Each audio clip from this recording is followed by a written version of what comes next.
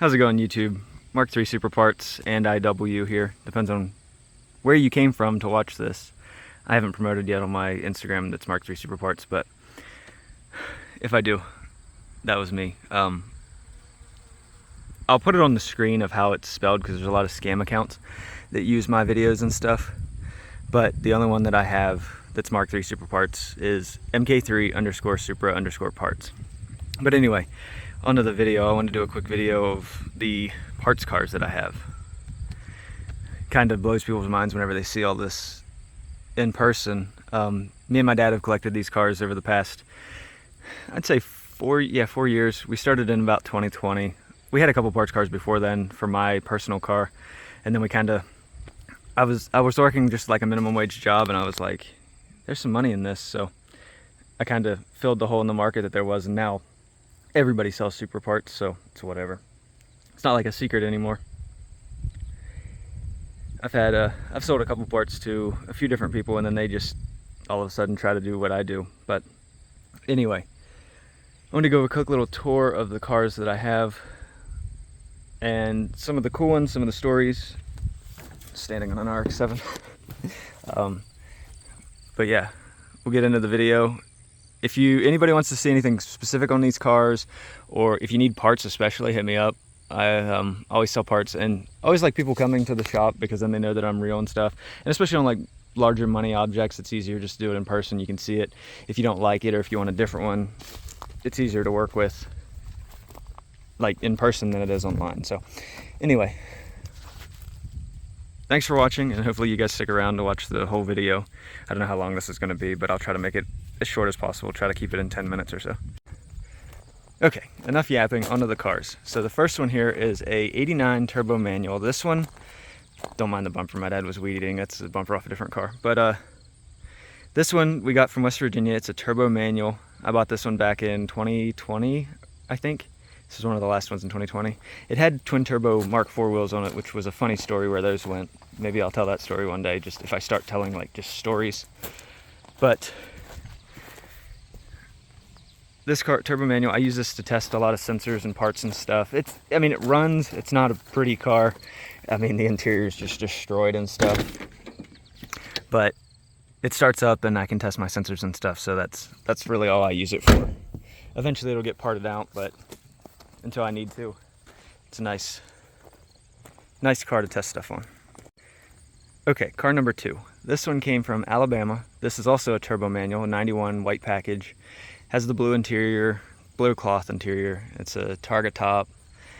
And this one was a long trip to go get in Alabama because we're up here in West Virginia, so to get down to Alabama was a pretty good trip. This one I haven't started parting out yet either, for the most part. I mean, there's parts in it from where the kid that I bought it from was working on it and stuff. But what I try to do with these cars, a lot of people don't understand this, is I don't park them all out at the same time. I don't try to, because that turns into a problem. Then I'll have 30 cars out here with no mirrors or whatever. So what I try to do is I try to part them out as I get to them. Sometimes they get skipped in line or whatever, or sometimes like I have a friend or something that needs something, so then I'll skip a car or whatever. But for the most part, I don't park cars out of order. And then the other exception is like if there's dashes, because dashes crack a lot. So if there's a nice dash, I might pull a nice dash. So some of these cars won't get parted out for a long time, but the dashes are out of them because they were nice dashes. I don't want to see them get ruined. So it's kind of like a battle. Like I don't like having shitty cars out here, but I'd rather not have $500 parts get ruined. So yeah. Car number 3, this one is one of my favorite stories of all these cars. This one, I live like 20 minutes away from my shop, and my dad lives at the shop, so anytime like somebody wants me to box something up or whatever, I'll have him box it up if I'm not here. But this one was passing me on the way to the junkyard, and I turned around, chased him down, and was like honking, trying to get him to pull over, and he wouldn't pull over until he got on the scales at the junkyard. And after they pull across it, they can't pull back out. So I was like, would you sell that car? And he was like, how much? And I was like, $500. And he was like, he didn't say anything for a minute, so I got scared. So I was like, $700, and you take it to my dad's house, which is like 10 minutes away. And so he delivered it here, and it's a turbo manual, 90. still complete for the most part. I mean, some trim stuff's missing, but this one I don't think I'll ever part out because I just love the story. I'd rather the story be there than anything else. This car had a twin. I say twin, it wasn't a twin. But he was like, you should have got a hold of me the day before, because he took a 87 turbo manual and it was underneath a bunch of cars. If I can find the pictures, I'll add the pictures here. So I wanted to do a little commentary. This is whenever I saw the car when I was following it, and then this is when the guy dropped it off at the shop. And here's the one that was in the pile. This still had all the parts on it before we got anything off of it. That's the way it was. We had to wait all weekend. It was the longest weekend ever waiting.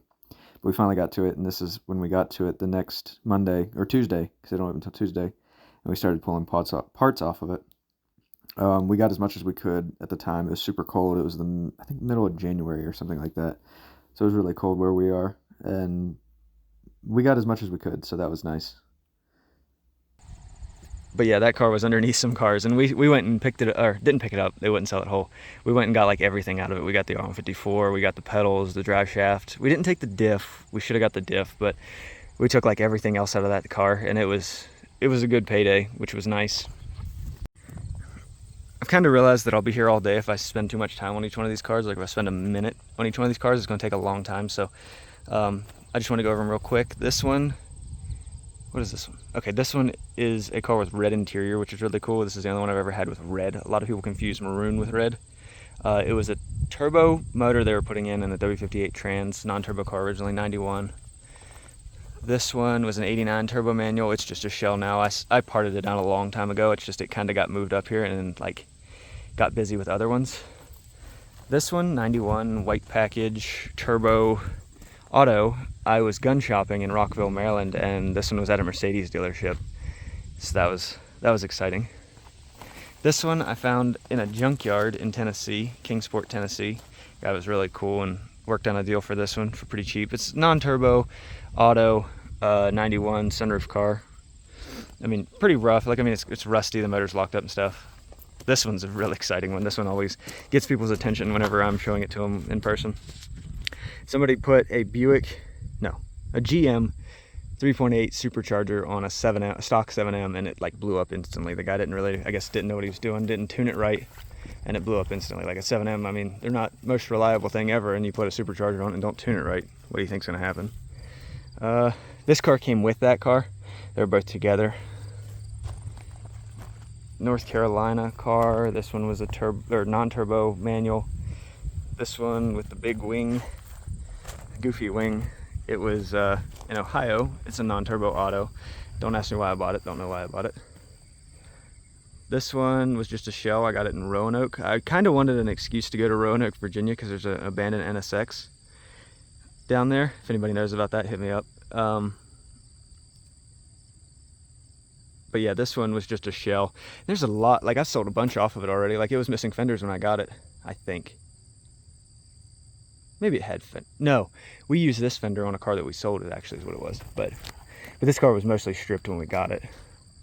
These 3 cars are all from that North Carolina collection that I picked up. I don't know if I have a video of that, but I picked up 11 half-stripped Mark 3s from a collection in Cameron, North Carolina. And the guy was kind of weird, but we worked out a good deal, and it's a decent amount of money by the time it's all said and done. So these 2 cars both came from that collection as well. There was that's a 91 5-speed non-turbo. I already sold the transmission out of it. This one had an R154 in it. That one got sold to my buddy. So both these cars, they really need to get parted out sooner rather than later, because just, yeah. This one I call camo because the paint's like, there's so many different colors of paint. There's green, red, yellow, black. Then this car's just ugly. Turbo, auto. Couple of these cars are my dad's. Like that Corvette's my dad's, this 944 is my dad's, the GS300 is my dad's, the BMW is my dad's, and this Supra is my dad's, and then there's a red one down there that's my dad's. Because he helps me with all my cars, so what I did was I started him an eBay account, and he gets the money from it. And he pretty much does all his stuff, like he'll pull parts and stuff, and I'll do the listing, and then he'll do the packaging, and then I'll do the labels and all the talking to the people online and stuff. So he does have an eBay account. So if you see two eBay accounts with stuff coming from West Virginia, it's probably us. There's 2 of us. Mk3 Super Parts and JDM in the hills. Here's a picture of both of our eBay accounts, just so you guys can know which ones are actually us. But yeah, that's his car. It was a turbo auto. Still need to do a lot to it. This car came with a 2JZ in it, which was crazy. What was this one? This one was from Hagerstown. This one, the kid's really cool. He talks to me every now and then. It was turbo auto, but he couldn't get it running. It had some, like, I guess ignition problems or something like that. And I mean, I just had so many of these cars that it kind of got pushed back. Oh, these were both from 2020 as well. That one I just sold the door off of the other day. The interior is pretty messed up, so I don't know if I need to, I kind of want to put another door on it, but we'll see. This other one was at a truck, like, scrapyard, like a big truck scrapyard, and it was up on top of some, like, cargo trucks or big trucks, whatever. This one was from New York. The guy was pretty cracked out that sold it to me, but he was cool. The gas tank was leaking. I wanted to drive this one home. This one I paid like way too much for. I think I paid like $3 grand for this one.